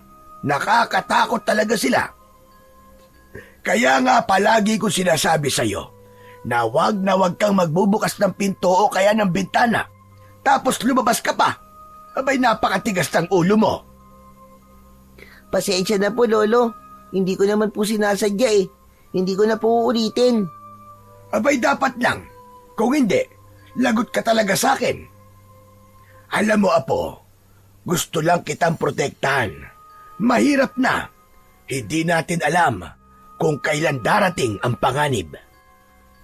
Naiintindihan ko po, Lo. Salamat po. Pangako po, hindi na po ako magpapasaway. Hala, sige. Halika na. Pumasok na tayo. Bukas ng umaga kailangan natin pag-usapan yan ng mas detalyado. Kailangan mo ring matutunan kung paano gamitin ng tama ang mutyang yan. At higit sa lahat, kailangan mong matutong protektahan hindi lang ang sarili mo, kundi pati na ang mga taong nasa paligid mo. Tahimik siyang sumunod sa kanyang lolo, papasok ng bahay.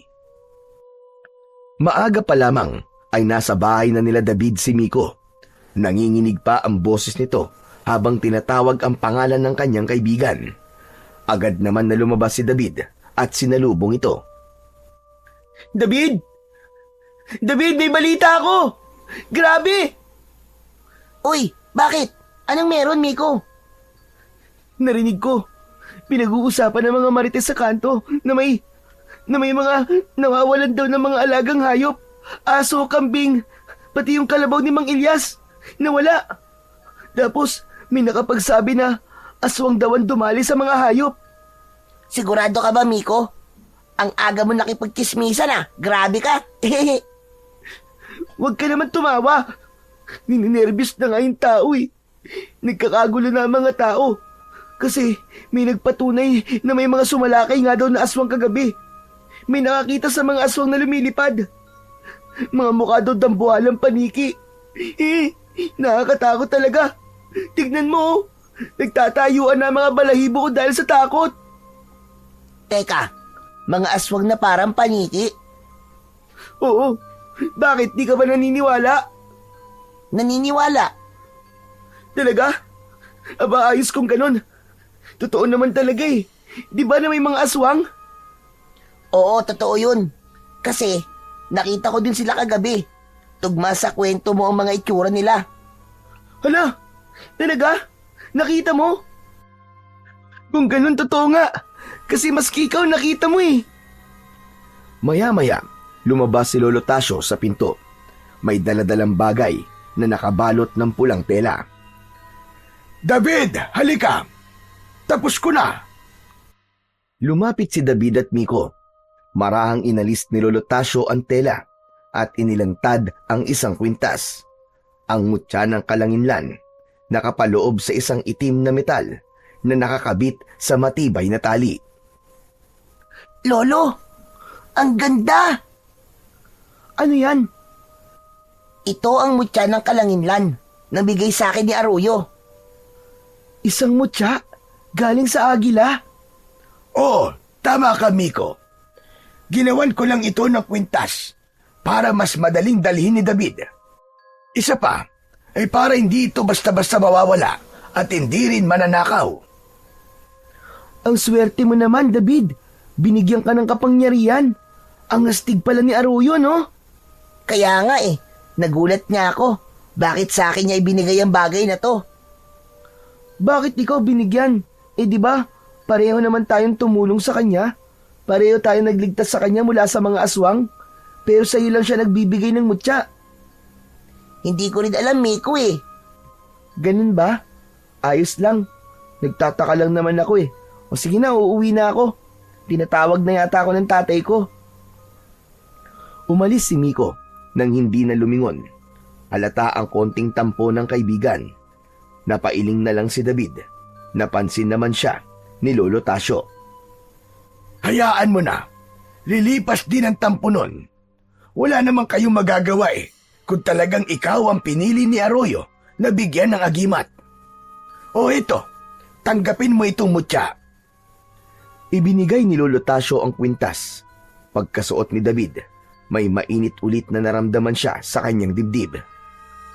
Lolo, Mainit po. Normal lang yan na po. Ibig sabihin yan, tinatanggap ka ng mutya. Ngayong nasa iyo na yan, sasabihin ko na kung ano ang kapangyarihan ng bagay na yan. Ang mutya ng kalanginlan ay nagbibigay ng proteksyon, lakas at mas matalas na pandama. Bibigyan ka rin ito ng kakaibang bilis at tapang. Pero dapat may orasyon ka din. Teka, heto, basahin mo ito at ikabisa. Dahil ang orasyong ito ay kayang palakasin palalo ang kapangyarihan ng mutya.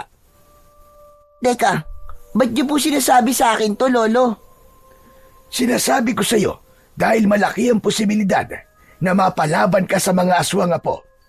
Dapat may alam ka para meron kang laban. Dahil hindi sapat na may mutya ka lang. Dapat alam mo kung ano ang kalakasan ng iyong kwintas. Kinuha ni David ang isang piraso ng papel na iniabot sa kanya ng matanda. Ito ay isang orasyon na may nakasulat na sinaunang lengguwahe. Tinuruan siya ng matanda kung paano ito bigkasin. Banggitin mo ang orasyon na ito tuwing lalaban ka. Opo, salamat po, Lo. Isa pa, kailangan mo rin ang sandata. Heto sibat. Inabot ni Lolo Tasyo ang mahabang sibat na gawa sa kahoy ng balete at bakal na pinanday pa sa lumang paraan. Mabigat ito at mahaba, halos kasing tangkad ni David. Grabe, ang bigat naman po nito, Lolo. Di ko po yata to kayang gamitin. Abay, kailangan mong matutunan. Pero kung ayaw mo, pwede rin natin palitan. Ano gusto mo? Lo, pwede po bang tirador na lang po? Ano ka mo, tirador? Aba, sige. May ideya ako. Hintayin mo ko. Umalis si Lolo Tasyo. Pumasok ito sa loob ng bahay. Pagkalipas ng ilang sandali, ay lumabas ito at may bitbit na tirador sa kanyang kamay. Kakaiba ito sa lahat ng nakita ni David. Ang hawakan ay gawa sa sungay ng usa, pinakinis at inukitan ng mga sinaunang simbolo. Ang goma ay mukhang matibay pa. Ang sandata na ito ay hindi basta-basta.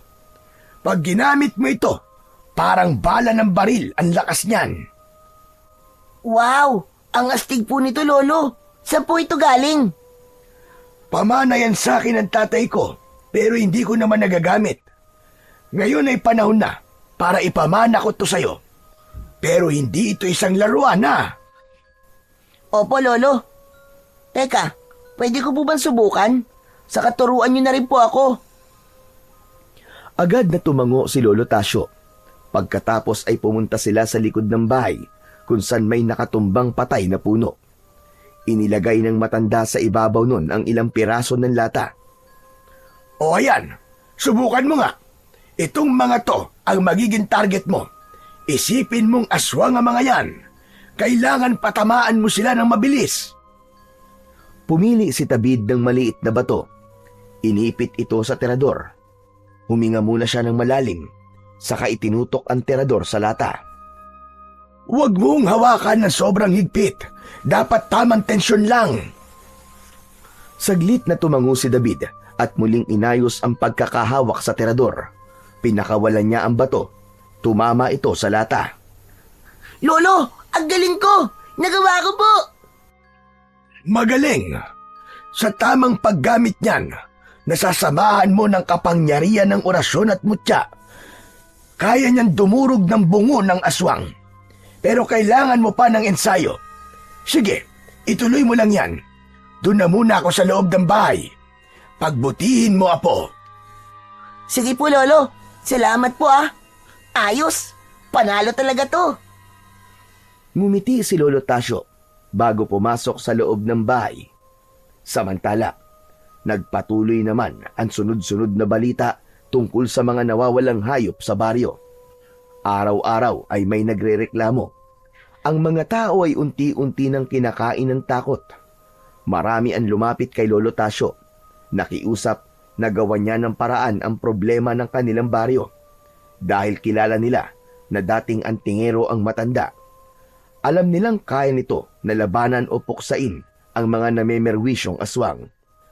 Ngunit isa lang ang palaging sagot ng matanda sa kanila. May tamang panahon.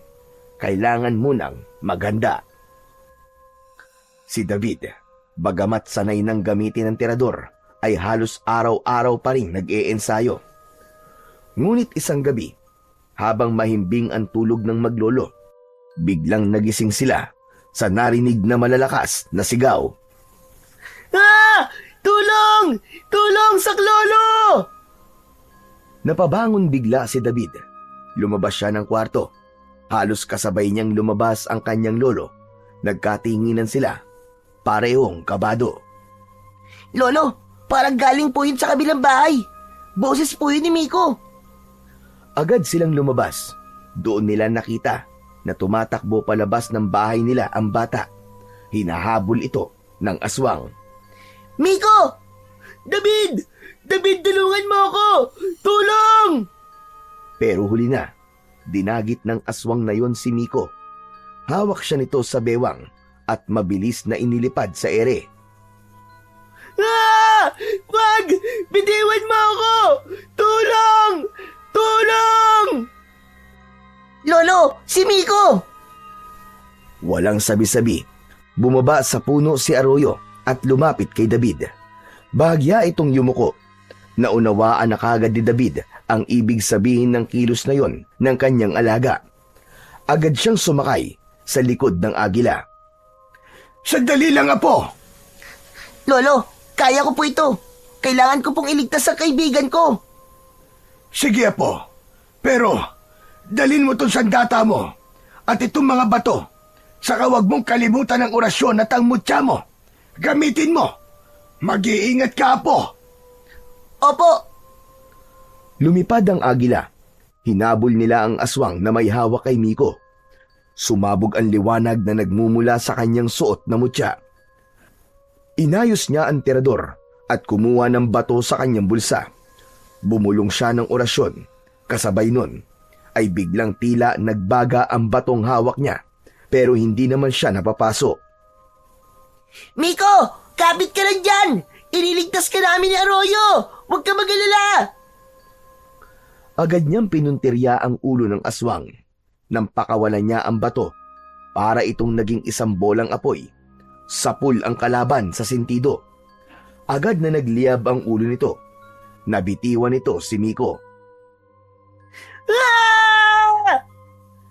Arroyo! Si Miko, dali! Agad na lumipad ng mabilis si Arroyo patungo sa nalalaglag na si Miko. Sinalo nila ang kaibigan sa ere. Mahigpit na yumakap kay David. Dahan-dahan silang bumaba. Ayos ka lang ba, Miko? Pero hindi nakasagot si Miko kagad. Tinitigan lang sila.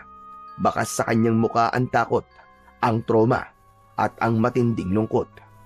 Nang magsalita siya, parang halos pabulong, ngunit sapat para marinig ng maglolo. Akala ko mamamatay na ako.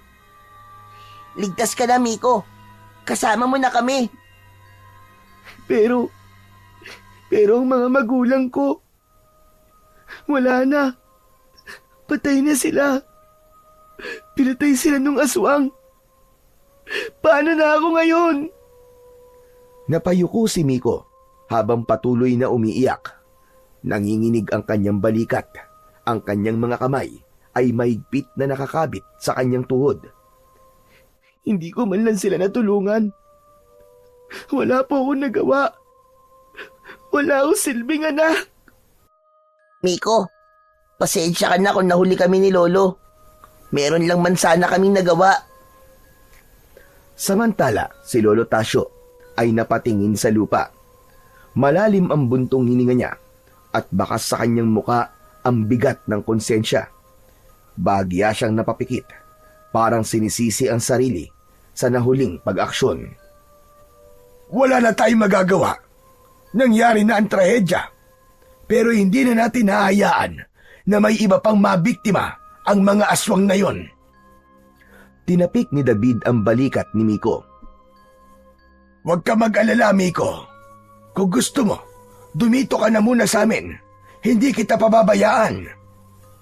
Napatingin si Miko sa matanda. Tumayo ito at niyakap ng mahigpit si Lolo Tasyo. Niyakap din niya si David. Kagad na nabalitaan ng mga taga-baryo ang nangyaring trahedya sa pamilya ni Miko. Galit na galit ang mga tao, pero may bahid ng takot, lalo na't alam nilang may mga kasamahan pa ang aswang na tumapos ng buhay ng mga magulang ng bata. Kaya't hindi na sila nagpatumpik-tumpik pa. Nagtipon ng lahat ng malalakas na lalaki sa baryo sa gitna ng plaza. Pinangunahan ito ni Lolo Tasyo at ilang opisyal ng baryo. Ngayong araw, tutuldukan na natin ang kasamaan ng mga aswang na yan. Handa ba ang lahat na makipaglaban at ipagtanggol ang baryo laban sa kanila? Sumagot ang mga tao na handa sila. Itinaas nila ang mga hawak na sandata, mga pana, sibat, matutulis na kahoy, itak at iba pa. Sige, humanda na kayo. Ngayon natin sila sasalakayin. Dahil sa oras na ito, mahihina sila. Tulog sila kapag araw. Nagsigawan ang mga taga-baryo bilang simbolo ng kanilang tapang at determinasyon. Sumunod lang kayo sa akin. Ang agila ang magiging gabay natin. Dapat tahimik lang tayo. Wala mo nang mag-iingay sa gubat. Kapag nasa pugad na tayo ng mga aswang, saka tayo sabay-sabay na aatake. Susunugin natin ang kanilang mga bahay. Tumango ang lahat. Isa-isa silang lumakad bitbit ang kanilang mga sandata. Dala ang pag-asa na sa wakas ay matatapos na ang kalbaryo sa kanilang baryo. Habang naglalakad sila papunta sa gubat, ang mga naiwang kababaihan at mga bata ay nagdarasal habang may hawak na mga krus at rosaryo. Nakaluhod habang nakatingin sa direksyong tinahak ng mga lalaking mandirigma ng kanilang baryo. Sigurado ka bang kaya mo sumama? Oo naman. Ipaghihiganti ko ang pagkamatay nila nanay at tatay, David. Kung ganon, handa ka na. Handang-handa na ako. Para ito sa pamilya ko at para sa lahat ng mga naperwisyo nila. Sumakay na sila sa likod ni Arroyo. Lumipad sila sa ere. Sa himpapawid, tanaw nila ang masukal na gubat. Habang papalapit sila sa pugad, tumitindi ang kabog ng dibdib ni Miko. Tila dahil sa kasabikan na mabigyan ng hustisya ang kanyang pamilya. Tay, Nay, para to sa inyo. Hindi ko na kayo may babalik. Pero gaganti ako. Kaya natin to, Miko. Lalaban tayo. Pero David, nakakatakot. Pero hindi ako aatras. Hindi ko sila papatawarin sa ginawa nila. Tama, masama sila. Dapat lang natapusin na natin sila para wala nang ibang masaktan. Salamat David kasi nandito ka. Nandito kayo ni Arroyo para sa akin. Siyempre, best friend tayo, di ba? Mahigpit na niyakap ni Miko ang likod ni David. Mabilis ang lipad ng agila. Maya-maya pa ay nakita na ng dalawa ang pugad ng mga aswang mula sa itaas. Umikot-ikot sa himpapawid ang agila na si Arroyo. Samantala sa ibaba ay natanaw naman ng mga mandirigma ang agila. Malapit na tayo! Magsipaganda na kayong lahat! Ilang sandali pa ay narating na din nila sa wakas ang lugar. Tahimik lang sila. Nagmanman at naghintay ng tamang pagkakataon para sumugod. Ito na ang huling pagkakataon.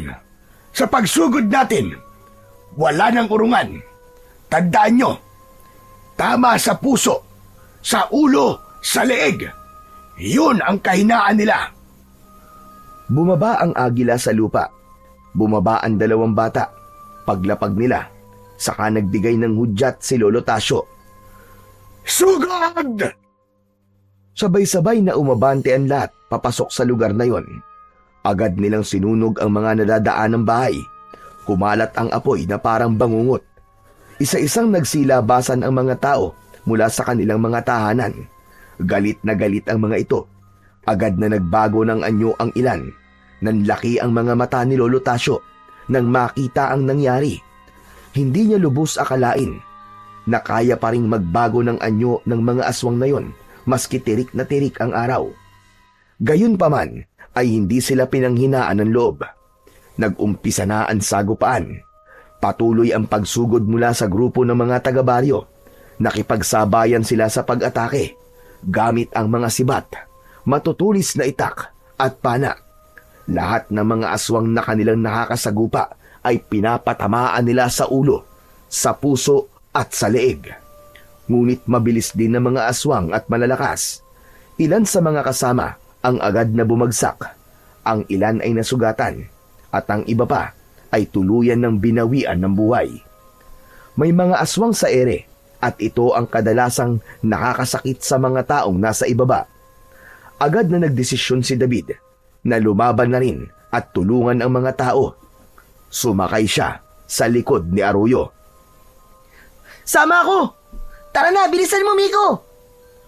Lumipad sila sa ere. Maliksing ikinampay ng agila ang malalapad nitong pakpak habang sakay sa likod ang dalawa niyang kaibigan. Mula sa itaas, nakipagsagupa sila sa mga aswang na nasa ere. Hinawakan ni David ang kanyang mutya at inusal ang orasyon na itinuro sa kanya ng kanyang lolo. Sa ginawa niyang yon, naramdaman niyang mas lalong lumakas ang kanyang pangangatawan. Nagtaglay din siya ng kakaibang tapang. Wala ni katiting na takot siyang nararamdaman, maski maraming aswang ang kasama nilang lumilipad sa ere. Luminaw ang kanyang paningin, ang kanyang mga mata ay parang naging kasing talim ng mata ng agila. Paikot-ikot ang agila sa ere. Iniiwasan ang mga aswang na sumusugod. Inihanda naman ni David ang kanyang sandata. Ganon din naman si Miko. Inilabas niya ang kanyang tirador. Bagamat simple lang yon, ay hindi siya nag-alangan na gamitin yon sa isa sa mga aswang na papasugod sa kanila. Tinamaan ito ang mata ng aswang. Ayos! Sapol! Ang galing ko! Ngunit hindi nito napatumba ang aswang. Bagkus, mas lalo pa itong bumagsik. Muli itong sumugod at muntik nang makuha muli si Miko. Mabuti na lang at agad na napatamaan ito ng umaapoy na bato galing sa tirador na hawak ni David. Nasunog ang aswang hanggang sa tuluyang naging abo. Muling kumuha ng bato si David at pinatamaan ang iba pang mga aswang. Mabilis, eksakto. Ang mga aswang walang magawa kundi ang sumigaw sa sakit habang nasusunog. Sa pamamagitan ng mutya, uubusin namin kayong lahat. Mga hayop kayong aswang kayo. Mga perwisyo kayo sa baryo ng lolo ko. Humugot pa ng isang bato si David mula sa lalagyan ng kanyang sinturon. Mainit na ang kanyang palad. Mas malakas kasi ang apoy na humahawa sa bato para magbaga. Ngunit kaya pa niya itong tiisin. Kaya pa niyang hawakan ang kapangyarihan mula sa mutyang ibinigay sa kanya ng kaibigang agila. Sa bawat pitik ng kanyang tirador, isa-isang tumatama ang mga bato sa katawan ng mga aswang. Wala siyang mintis. Grabe, David! Ang husay-husay mo na pala talagang gumamit ng tirador. Nakakabilib ka! Magaling kasing magturo si lolo. Paturo ka rin sa kanya. Sige, pagkatapos ito, magpapaturo talaga ako sa kanya para maging magaling din ako katulad mo. Masigla silang dalawa. Walang takot na hinarap ang mga kalaban. Si Arroyo, mabilis ang pandama, alerto sa mga aswang na lumalapit sa kanila. Lilipad siya ng mataas at biglang tila sisisid pababa. Tumulong din ito sa dalawa sa pagpuksa sa mga aswang. Sinugod nito ang isang aswang at tinuka nito ang pakpak at sa loob lang ng ilang segundo, napunit ang pakpak at bumagsak sa lupa ang aswang. David! Sa kanan mo! Isang malaking aswang na may 2 sungay ang paparating. Kumakampay ang pakpak, naglalaway, at ang mga kuko ay tila kutsilyong bakal. Huminga ng malalim si David, saka tumayo sa likod ni Arroyo. Inalalayan naman siya ni Miko sa paa para hindi siya mahulog. Agad niyang tinutukan ng tirador ang aswang at sa isang iglap, pinakawalan niya ang bato. Tumama ito sa bibig ng aswang. Sumigaw ito. Nagpaikot-ikot ito pabulusok sa lupa. Nahulog, saka nasunog. Sa baba, kitang-kita ni Lolo Tasyo ang laban sa ere. Napatango siya, kahit may sugat sa braso at balikat. Magaling mga apo! Ipagpatuloy niyo yan! Kami na ang bahala rito sa baba! Napatingin si Miko sa ibaba at may napansin siyang isang halimaw na sumusugod. Nasa likod ni Lolo Tasyo. Nakadikit ito sa lupa, gumagapang na parang hayop. Nakalabas ang mahabang dila. David! Ang Lolo Tasyo! Sa likod niya may aswang! Sa ere, kapansin-pansin na mas bumilis pa ang kilos ni David. Parang may sariling isip na ang kanyang mga kamay. Tila ginagabayan ng kapangyarihan ng mutya. Agad siyang dumukot ng bato at mabilis na ibinala yon sa kanyang sandata. Buong lakas na pinakawalan niya ang bato. Tumama ito sa gitna ng noo ng halimaw. Napasigaw ang aswang pero kagad ding nilusaw ng apoy. Grabe, David! Ang galing mo talaga! Idol na kita ngayon! Nagpatuloy ang laban nang maubos na ang mga aswang sa itaas. Tinulungan na nila ang mga kasama nila sa ibaba. Sa huling bugso ng laban, lumipad si Arroyo ng mababa at mabilis na pinagtutuka ang mga aswang. Kasabay nito ay mabilis ding kumilos si David. Pinatamaan ang mga kalaban ng kanyang nag-aapoy na mga bato at ang grupo ni Lolo Tasyo, inatake nila ng sabay-sabay ang natitira pang mga aswang hanggang sa wala nang natirang buhay. Natapos na ang laban. Tapos na! Wala na silang lahat! Wala nang aswang na mamemerwisyo sa baryo! Salamat sa mutya. Salamat sa'yo. At siyempre, salamat sa'yo, Arroyo. Ang galing natin! Salamat mga apo! Kundi dahil sa inyo, baka tapos na rin kami rito sa baba. Ipinagmamalaki ko kayo. Hindi po namin magagawa to kung hindi po tayo nagtulungan, Lolo. Lahat po tayo lumaban. Lahat tayo superhero.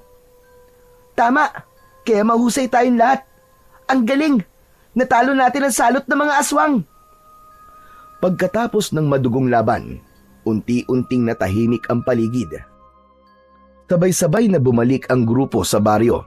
Sa bungad pa lang ng gubat ay sinalubong na sila ng mga nag-aabang na kababaryo. Umiiyak sila sa tuwa nang malamang nagtagumpay ang mga ito na puksain ang mga aswang.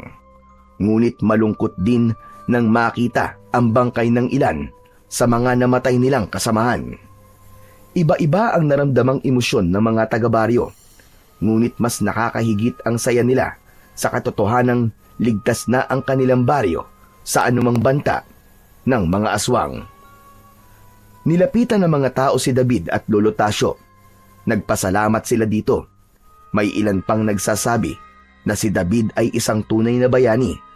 Nahihiyaman, ngumiti si David at tumingin kay Lolo Tasio. Hindi ko po ito nagawa ng mag-isa. Lahat po kami nagtulungan. Si Miko, si Lolo, si Aruyo, sila po. Lahat po sila tumulong. Sa tabi, napangiti na rin si Miko. Hawak pa sa kanyang kamay ang kanyang tirador na ginamit sa pakikipaglaban. Ilang araw pa ang nakalipas ay inilibing na ang mga magulang ni Miko. At nang matapos yun, lumipat na kagad ang bata sa bahay ni Lolo Tasio. Doon na siya tumira kasama ang kanyang kaibigan ni si David. Dahil doon ay mas naging malapit sila sa isa't isa. Nagturingan na parang tunay na magkapatid. Sama-sama silang kumakain, nagtutulungan sa mga gawaing bahay at iba pa. Samantala, isang araw, habang naglalaro ang dalawa, ay napansin nila si Arroyo.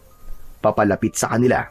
Nang tuluyang makalapit ay iniyuko nito ang kanyang ulo, kasabay ng pagladlad ng malalapad nitong mga pakpak.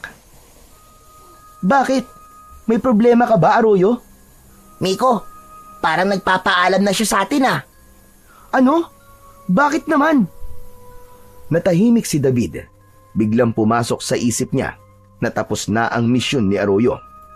Lumapit ang bata at niyakap ang kaibigang Agila. Pagkatapos nun ay lumipad na ito, paikot-ikot sa itaas, waring binabati ang lahat sa huling pagkakataon. Pagkatapos nun ay unti-unti na itong lumayo hanggang sa tuluyang nawala sa paningin ng lahat. Paalam! Paalam, Aruyo! Paalam, kaibigang Agila! Maraming salamat sa iyo! Hanggang sa lumipas pa ang ilang buwan, dumating ang nanay ni David. Anak, uwi na tayo. Ngumiti lang ang bata, tumango ng marahan at magalang na sumagot sa kanyang ina. Mama, pwede po bang dito po muna ako? Gusto ko pa pong makasama si Lolo, tsaka po si Miko. Napatingin si Aling Leticia kay Lolo Tasio, na tumango rin at ngumiti ng may pag-unawa. Sige anak, kung yan ang gusto mo. Nakikita ko naman na mukhang masaya ka dito. Salamat po, Mama! Bago umalis ay nagpasalamat si Aling Leticia sa kanyang ama. Nakita niya ang malaking pagbabago ng kanyang anak at masayang-masaya siya sa bagay na yon. Nasabi niya sa sariling hindi siya nagkamali ng desisyon na ipaubaya muna sa kanyang ama ang kanyang anak. Ngunit lingid sa kaalaman niya, isinikreto ng maglolo at ng mga taga-baryo ang malabangungot na naging karanasan sa kamay ng mga aswang. Hindi ito nalaman ni Leticia. Naiwan si David at nanatili sa piling ng kanyang Lolo Tasio at ni Miko. At simula noon, maraming mga taga-baryo ang nagsabi na malaki na ang pinagbago ng bata. Hindi na ito palaaway, hindi na pasaway tulad ng dati. Palakaibigan na ito at kinagigiliwan na ng lahat. Naging responsable at naging mabait na bata.